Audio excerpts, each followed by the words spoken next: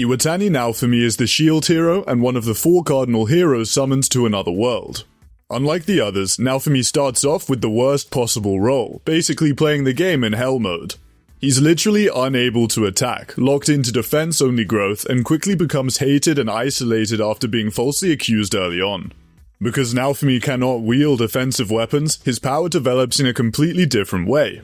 Instead of strength or speed, his stats focus on defense, resistance, counter abilities, and absorption. This forces Naofumi to survive through endurance, adaptability, and offensive help from his party members. Naofumi's main source of power is the legendary shield, which can copy materials, monsters, and artifacts to unlock new shield forms. Each form grants unique abilities, resistances, and passive effects. As Naofumi faces stronger enemies, his shield evolves, allowing him to adapt to nearly any situation. After being set up and treated horribly by Malty, now famously known as B-Word, Naofumi unlocks one of his most dangerous power sets, the Curse series. The most notable is the Rage Shield, which basically converts Naofumi's anger, hatred, and despair into overwhelming power. This grants massive stat boosts, destructive counterattacks, and curse effects that damage enemies over time. However, the Curse series comes with severe drawbacks. It drains Naofumi's health, damages his allies if left unchecked, and slowly destroys his mental state. Despite this, Naofumi continues to rely on it when pushed into desperate situations, making it one of the most dangerous abilities in his arsenal. As the story progresses, Naofumi gains access to advanced shield forms from the other series such as Wrath-based evolutions, Spirit-enhanced shields, Shield of Compassion, and abilities that reflect damage, nullify attacks, and absorb magic. In later material, his shield can interfere with enemy skills, resist authority-based effects, and counter abilities that bypass normal defenses. Naofumi also benefits from growth mechanics that break normal RPG balance.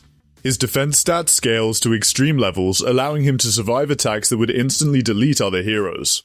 Unlike most overpowered protagonists, Naofumi's strength isn't explosive. He doesn't crush his enemies right away, and the longer a fight goes on, the more dangerous he can become. This type of power becomes even more important later in the story when Naofumi faces enemies who rely on broken abilities and unfair systems from the waves of calamity. His shield allows him to endure powers that would overwhelm most isekai protagonists, something that becomes a recurring theme as the list continues. And while Naofumi may not look like the strongest at first glance, his ability to survive, adapt, and scale late game places him firmly among the most overpowered isekai protagonists. Hajime Nagumo is a high school student summoned to another world along with his classmates. Unlike most isekai protagonists, Hajime does not receive a heroic role. He starts as a synergist, a non-combat class focused on crafting and support, making him one of the weakest students in the group. Everything changes when Hajime is betrayed and falls into the Great Orcus Labyrinth, one of the most dangerous places in the world. Trapped alone at the bottom, Hajime is forced to survive without help. This is where his power truly begins. Hajime's transformation starts when he consumes monster meat to stay alive. Normally, this would instantly kill a human. Instead, Hajime's body mutates and adapts. His hair turns white, his eyes change color, and his physical abilities increase dramatically.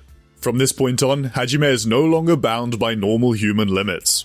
One of Hajime's greatest strengths is his transmutation ability, which allows him to manipulate and reshape matter.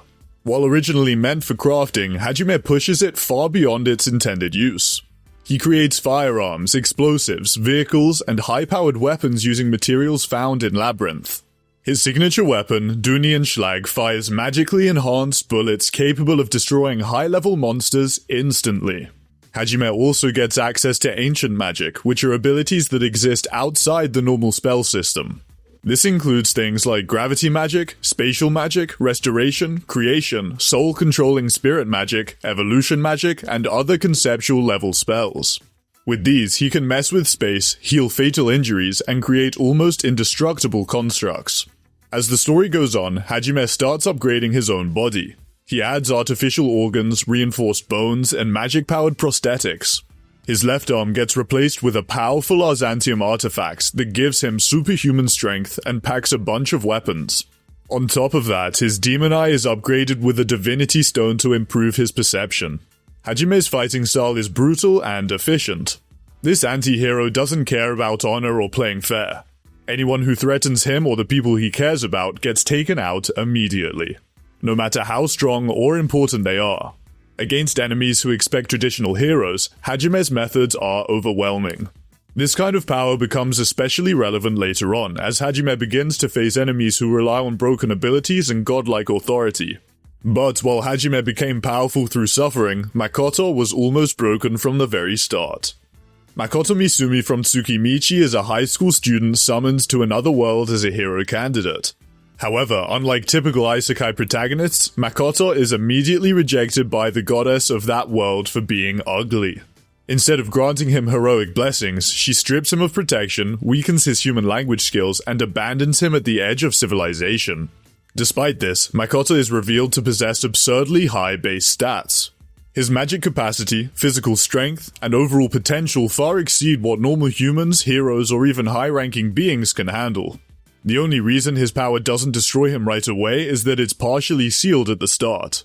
Thanks to the blessing of Tsukuyomi, the moon god, Makoto gains Sakai, a multifunctional magic.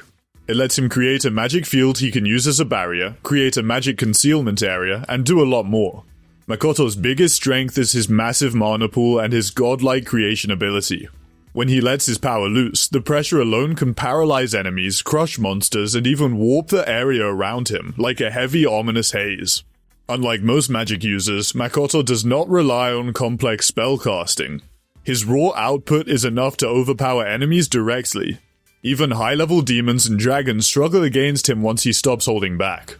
As the story progresses, Makoto gains greater control over his mana, allowing him to fight without destroying everything around him.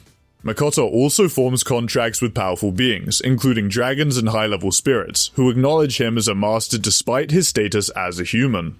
These beings recognize that Makoto's power far exceeds the goddess who rejected him. This alone places Makoto outside the normal hierarchy of the world. Another key aspect of Makoto's power is his ability to create and control a personal demiplane. Within this space, Makoto has nearly absolute authority. Time, environment, and development are influenced by his presence and magic limits. As Makoto gets stronger, his demiplane grows too, eventually expanding to something like his own planet. It's no surprise that it turns into a whole world filled with powerful subordinates who continue to evolve under Makoto's protection. Makoto also possesses advanced archery skills combined with magic enhancement. His attacks can erase high-level enemies in a single shot, even from extreme distances. In fact, if he focuses too much while practicing archery, it can already double his mana and presence, which can actually be dangerous for the demiplane's expansion. What makes Makoto truly overpowered is not just his strength, but the fact that he is constantly holding back. He actively limits himself to avoid harming others or destabilizing the world, strategically downplaying his immense power to avoid unwanted attention with the goddess. When those limits are removed, even gods begin to take notice. This type of overwhelming stat advantage and passive dominance sets Makoto apart from earlier protagonists on this list. And as the video continues, his power begins to resemble a recurring pattern where some isekai protagonists are not strong because they trained, but because the world itself cannot properly contain them. Seiya Ryuguin from The Hero is Overpowered but Overly Cautious is a human summoned to an S-rank isekai to save it from destruction. Unlike most isekai protagonists, Seiya does not rely on talent, destiny, or sudden power growth. Instead, his defining trait is extreme over-preparation. From the moment Seiya arrives, he treats every situation as potentially fatal.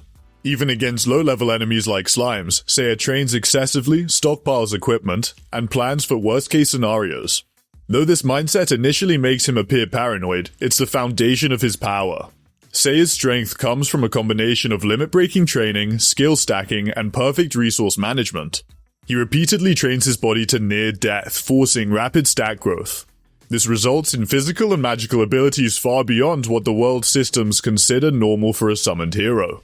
Seiya also abuses the game-like mechanics of the world. He learns skills far earlier than intended, stacks buffs endlessly, and refuses to fight unless victory is guaranteed. Before any major battle, Seiya secures escape routes, items, resistances, and backup plans for his backup plans. In his past life in the world of Xphoria, Seiya and his entire party were actually wiped out by a demon lord who secretly had the ability to revive once after dying. That experience completely traumatized him, which is why he became so extremely overly cautious later on. It also turns out the restarter was his former party member Tiana all along. One of Seiya's most notable abilities is his wide use of elemental magic and deadly skills he learned from the gods. In fact, the gods struggle to control him. He trains under multiple deities, absorbing their teachings, and quickly surpasses expectations, most often mentally breaking those said deities in the process. Despite being labeled as a normal human, his stats eventually rival or exceed those of high-ranking demons and divine servants. One of Seiya's most dangerous skills is Berserk. Taught by the goddess of war Zet, it lets him boost his stats, but normally he can't use any other skills while it's active. Eventually, Seiya even finds a way around that limitation. In addition, Seiya quickly learned the skill Eternal Sword from another goddess of war, Ardenella. But maybe the most dangerous and useful of all is Valhalla Gate, and Valhalla Gate Another, a signature move of Valkyrie, the goddess of destruction. Known as a servant of the underworld, the gate can kill anyone. While it's possible to survive the original Valhalla Gate, no one can escape another. The catch is whoever casts it dies, including Seiya. What makes Seiya truly overpowered is not raw power, but certainty. This approach to power stands in sharp contrast to protagonists who dominate through overwhelming stats or divine blessings. And as the list continues, Seiya's preparation-based dominance begins to look almost tame compared to later characters who no longer need plans at all. Because while Seiya prepares for every outcome, Sid achieves overwhelming power by being the most overpowered mob character. Sid Kagano, from the Eminence in Shadow, is a human reincarnated into another world with a single goal in mind: to become a power operating from the shadows.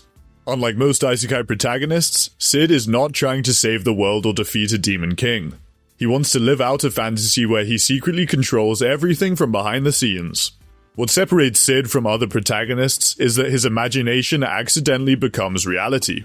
Sid trains his body obsessively from a young age, pushing himself beyond normal human limits even before gaining magic. While acting unremarkably as a mob character in school, he devotes himself to mastering all kinds of techniques and martial arts, all while hiding the fact. After reincarnation, this training continues, allowing him to achieve extreme physical strength, speed, and magical control with his secret practice. On top of his superhuman physical strength, Sid's most defining trait is his magic control.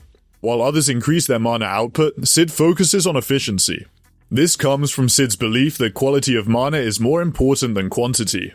Precise control and compression can break limits and even multiply magical power 1,000 times. His magic control is so detailed that he can change the magical density in his body, move organs, and control mana output. On top of that, his research even led to a cure for the possessed. Sid's signature technique, I Am Atomic, demonstrates this perfectly. Sid compresses his magic to such an extent that it releases an overwhelming explosion capable of erasing entire areas. Despite its scale, Sid treats the attack casually, using it without concern for collateral damage or cost. Since his main goal back in the real world is to survive a nuke, this dangerous technique gives him just that, plus its own destructive power. What makes Sid especially dangerous is that he does not recognize the true scale of his own power. Many of the world's major events occur because Sid improvises scenarios he believes are fictional. In reality, these actions dismantle evil organizations, destroy threats, and reshape the balance of power. Sid also demonstrates advanced self-enhancement, constantly refining his body and magic through experimentation. His strength continues to grow without a visible ceiling, as he sees power as something that can always be improved. Unlike other overpowered protagonists, Sid doesn't care about being recognized. He hides his identity as Shadow, the leader of Shadow Garden. He even makes up other fake identities just for fun and to set up a dramatic reveal. This makes him even more dangerous because enemies usually underestimate him until it's too late. But while Sid treats his power like a joke, Ainz is dead serious, playing his favorite game turned reality. Ainz Ooal Gown is a former human known as Suzuki Satoru, who becomes trapped inside the world of the game Yggdrasil after its servers shut down. Instead of logging out, he awakens as his max-level undead avatar and ruler of the Great Tomb of Nazarick. From the beginning, Ainz starts at the absolute peak of power. He's a level 100 magic caster built for instant death, battlefield control, and overwhelming roleplay advantage. Unlike most Isekai protagonists, Ainz literally begins as a finished endgame character. One of Ainz's most broken abilities is Dark Wisdom, which allows him to learn spells far beyond the normal limit. While most players are capped around 300 spells, Ainz possesses over 700 spells, making him completely unmatched in spell variety. This makes even Albert, the World Disaster class spellcaster in his guild, jealous of him. Additionally, Ainz can cast super tier magic, spells that exist above normal magic systems. Known as the magic of the gods, these spells can wipe out armies, alter large-scale battlefields, or apply effects that ignore conventional defenses. Even without super tier magic, Ainz has access to countless instant death spells, tier magic, time manipulation, debuffs, and area of effect abilities. As an undead, Ainz has extreme resistances. He's immune to poison, disease, mind control, fear, and most status effects. He does not feel pain, does not tire, and does not age. Combined with magical defenses and autocast protections, defeating him directly becomes nearly impossible. Ainz's power is amplified further by his subordinates. The Guardians of Nazarick are high-level beings who can destroy nations if they work together.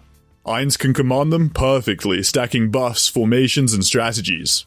In PvP, Ainz doesn't fight fair. Out of caution, though not as extreme as Seiya, he always prepares, gathers info, and sets everything up to his advantage before the fight even starts. On top of that, Ainz owns powerful artifacts called world items. These rare items in Yggdrasil are so strong that some can literally ask the developers to change the magic system or even grant a wish. One of the strongest is a red orb that keeps getting stronger the more he uses it. Combined with his guild weapon and other powerful items left by his guildmates, Ainz's power basically represents the strength of his entire guild.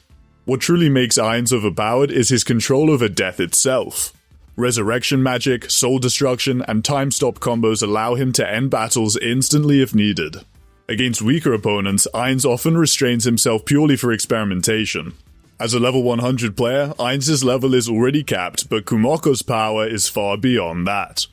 Kumoko from So I'm a Spider So What is a high school girl, or at least she thought she was, as she got reincarnated into another world as one of the weakest possible beings, a small spider monster.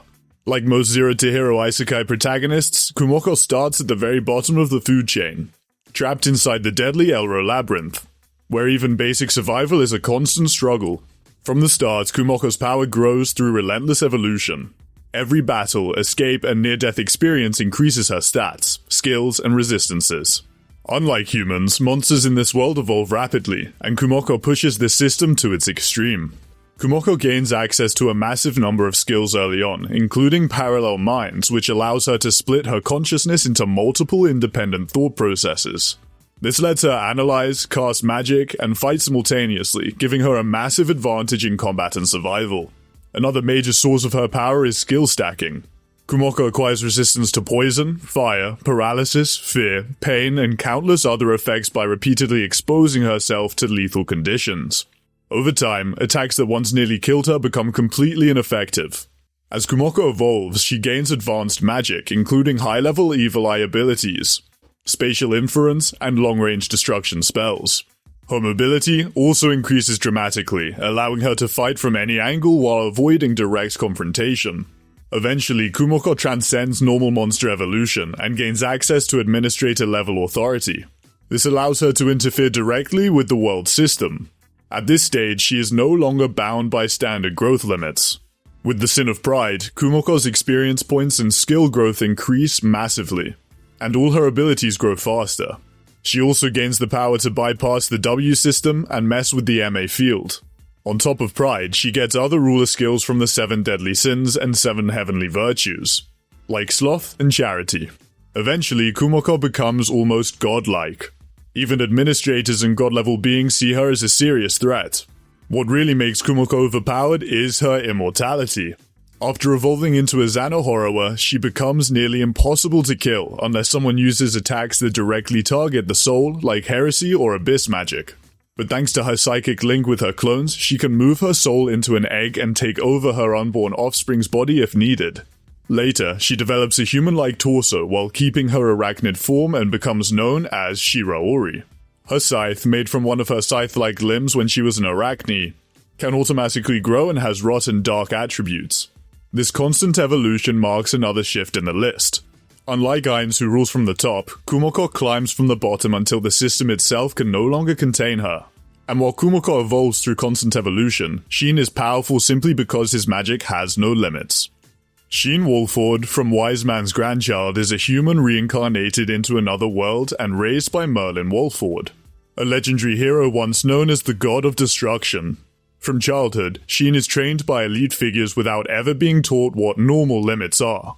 Besides learning from his adoptive grandfather Merlin, Shin also studied enchantments under his adoptive grandmother Melinda, who is famous as a genius witch or guru.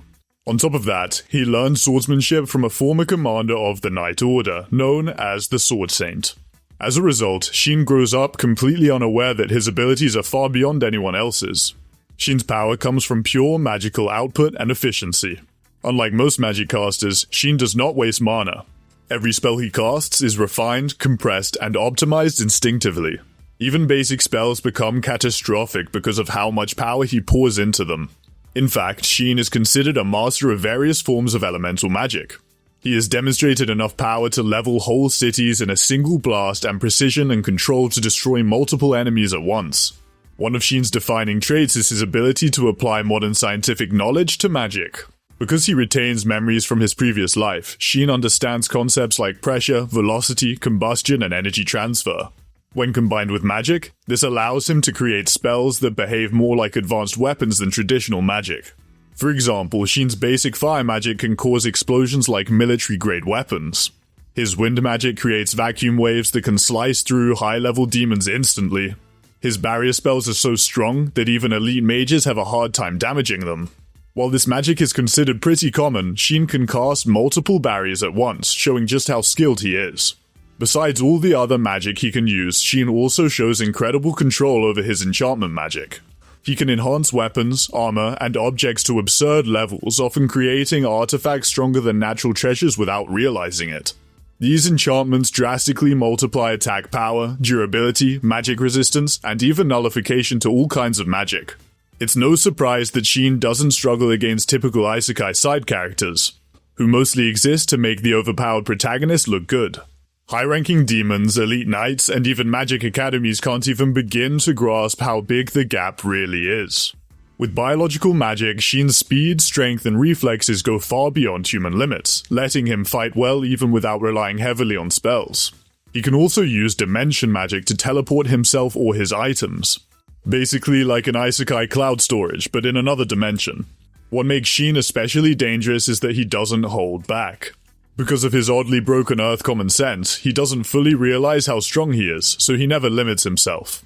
But while Shin's power comes from his scientific knowledge and strong mentors, Toya's strength exists because even the gods favor him. Toya Mochizuki is a high school student accidentally killed by God and reincarnated into another world with his smartphone. Unlike most Isekai protagonists who have to play the world on triple S level hell mode, looking at you Sabaru, Toya's power is granted by divine authority from the very start. As an apology for his accidental death, God grants Toya multiple divine blessings that drastically increase his physical stats and affinities to all magic. These blessings allow Toya to exceed the limits of normal humans almost immediately after reincarnation, contributing greatly to his later evolution as a lower rank god. Toya's most broken ability is his access to all elemental magic affinities, including rare and advanced types such as light, dark, gravity, time, teleportation magic, and even null magic. While most magic users are limited to a few elements at best, Toya has no such restriction. Toya quickly learns to combine magic in unconventional ways. He uses Slip, a simple gravity spell, to take away all friction in an area. This lets him defeat enemies way above his level by controlling their balance and momentum. Over time, he upgrades these basic spells into more powerful techniques capable of disabling or killing powerful opponents instantly. Thanks to the mysterious origins of his body, Toya gets access to god magic. This includes teleportation gates, moving between dimensions, and even the ability to delete anyone entirely. Add to that the fact that he married all 9 of his fiancées, and it's clear he's living a way better Isekai life than that character. Rimuru Tempest is a former human who reincarnates into another world as a slime. What initially appears to be one of the weakest possible forms quickly becomes one of the most dangerous existences in the series. Rimuru's power grows through absorption and evolution. One of his first major abilities, Predator, allows him to consume targets and analyze them. When combined with the unique skill Starve, it later evolves into Gluttony, and eventually into the ultimate skill, Belzebuto. which removes almost all limits on what he can consume. Like a black hole, this forced absorption can take in enemies, magic, skills, energy, barriers, and even abstract phenomena. Anything Rimuru consumes can be stored, analyzed, and perfectly recreated. Once something is eaten, Rimuru permanently gains access to its abilities. This makes every battle a potential upgrade. After awakening as a true demon lord, Rimuru gains access to ultimate skills, abilities that exist above normal magic systems. His most important ultimate skill started as Great Sage, later evolved into Raphael, and eventually became Ciel, an autonomous intelligence with its own will and personality. Usually Raphael manages Rimuru's abilities, analyzes opponents instantly, predicts outcomes, and selects the most efficient actions in real time. At this point, Rimuru no longer needs to think during combat. Raphael literally handles everything from decision-making, optimization, and countermeasures automatically. Rimuru also gains space-time manipulation, allowing him to teleport freely, move between dimensions, and attack across spatial boundaries. His defensive abilities are equally extreme. As a demon slime, Rimuru has infinite regeneration, multiple resistances, and is immune to most physical, magical, mental, and spiritual attacks. Any damage that doesn't outright kill him can be instantly healed. Even if his body's destroyed, he can rebuild himself as long as his core and soul are intact. In fact, Rimuru's power extends beyond himself. He can create and command subordinates who rival demon lords and true dragons. Through skill duplication and naming, Rimuru grants massive power boosts to others without losing anything himself. His subordinates grow stronger simply by existing under his authority. As Rimuru evolves, he gains law manipulation, letting him directly mess with the rules of the world. Using sub-skills from one of the 7 virtue skills, Uriel, he can even cast an infinity prison capable of trapping a true dragon. Arnos Valdegoed from the Misfit of Demon King Academy is the reincarnation of the Demon King of Tyranny, a being who once ruled the mythical age through overwhelming power. After sacrificing himself to end a great war, bringing peace by separating the world into 4, Arnos reincarnates 2,000 years later, only to find history rewritten and his existence erased from records. Quick clarification before we continue.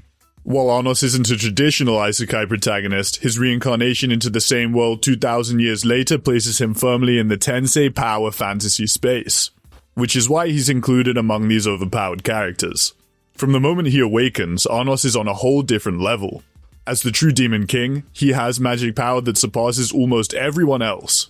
His strength comes from destruction magic, source manipulation, and control over existence itself. His magic is so powerful that basic spells, when cast by him, become lethal weapons. One of Arnos' most defining traits is his immense power and immortality through his unique source that specializes in destruction. In his world, a being source is the core of their existence. Destroying it should mean absolute death. Arnos ignores this rule completely. He can regenerate his source, resurrect himself instantly, and continue fighting even after being erased. Arnos can resurrect himself and others over and over with no limits or cost. He's brought back allies, enemies, and even himself after complete annihilation, often treating it like no big deal. Another thing that makes Arnos dangerous is his blood. It's the king of destruction itself. Its corrosive power can affect even the gods and is strong enough to overcome the world's regeneration, slowly destroying everything it touches. Arnos' combat feats are equally absurd. His sword, Venus Donoa, further amplifies this dominance. It's a weapon that destroys reason itself, bypassing defenses, regeneration, and immunity. Anything struck by it is erased regardless of rules or conditions. Keep in mind, most people don't even know it exists, because anyone who sees it is permanently annihilated. As the Demon King of Tyranny, Arnos has unique magic eyes. His magic eyes of destruction can literally destroy everything he looks at. The magic eyes of Mauve, a signature of the Voldigoad bloodline, can even weaken or destroy divine weapons made by the gods. But even Arnos still interacts with power. This next character ends it. Yogiri Takato from my instant death ability is so overpowered no one in this other world stands a chance against me, yes, that's the full title, is a high school student who gets summoned to another world along with his classmates. Yogiri possesses a power known simply as instant death. This ability allows Yogiri to kill anything by willing it to end. If Yogiri recognizes something as a threat, it dies. This applies not only to living beings, but also to spirits, undead, gods, or even against immortals. See, ever since this Yogiri was born, he already had the power to instantly kill any threat to his life. Basically, the ability to make anything and everything disappear. Instant death can literally end existence at the root level.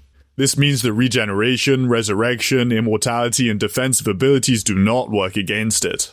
Once activated, there might be no resistance and no reversal. Yogiri's ability can work passively and automatically. If something tries to harm him, it can be killed without him even acting. He can sense any hostility toward him or his allies, letting him track enemies, predict their moves and thoughts, or automatically retaliate using instant death. Despite the name, instant death isn't always immediate. Yogiri can choose when his targets die as long as they eventually do. As the story progresses, it becomes clear that Yogiri is not just a human with a powerful skill. He is the avatar of the absolute end. This endless void is the personification of the end of everything.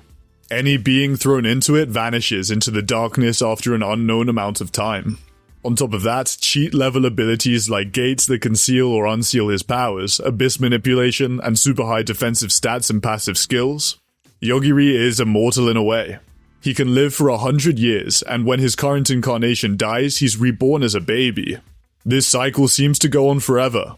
His true form always makes sure nothing gets in the way of living a human life, neutralizing or eliminating anything that threatens that purpose. If something exists, and Yogiri decides it should not, that is the end of the interaction. At this point, power scaling no longer applies. His ability is so overpowered that there is no stronger attack, no better defense, and no higher state to reach. I guess the $1 million meme question is, can he beat Goku though? But the real question is, did we miss anyone? Power scalers, let us know in the comments. And if you're in the mood for more anime simply explained, check out the next video on the screen right now.